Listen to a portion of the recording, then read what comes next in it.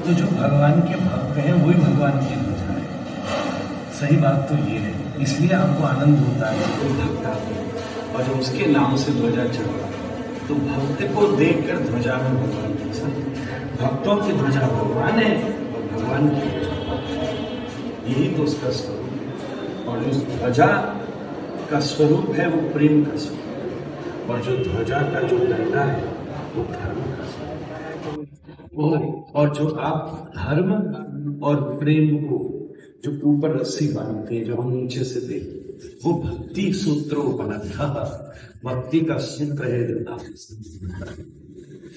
नीचे चक्र है, चक्र जगत का चक्र है।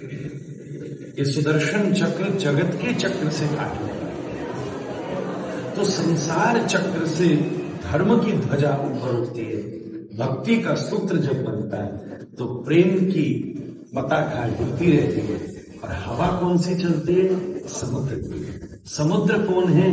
किशोरी जी का वैदग्ध सिंधु अनुराग रसईक सिंधु। किशोरी जी का स्वरूप सिंधु के समान। तो जब समुद्र की हवा चलती है, किशोरी जी का आंचल भी की हवा चलती है, तब भक्त की प्रेम की पताका है।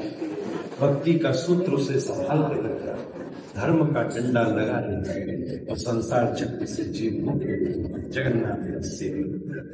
ऐसा हमारा, हम जब देख के दर्शन कर रहे हो तो ऐसा है। महाराज जी, आखिरी क्या कहना चाहते हैं? जो संपूर्ण जो भक्त सारा विश्व में जो जगन्नाथ जी प्रेमी और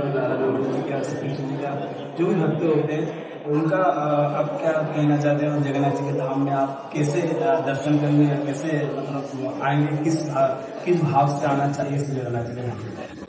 पहली बात है कि भक्त बने, जगन्नाथ जी के लिए आए और सब चीज सके।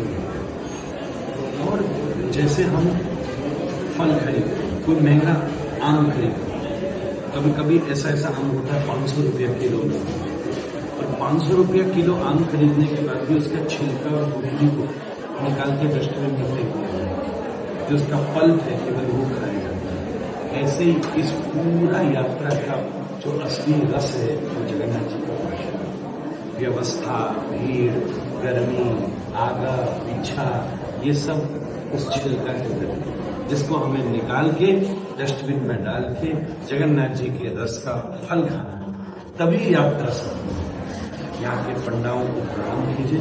हम तो सदा कथा में बोलते हैं, वो आपकी भक्ति, धैर्य और विश्वास की परीक्षा लेते और सबको प्रणाम करके जगन्नाथ जी का दर्शन करते।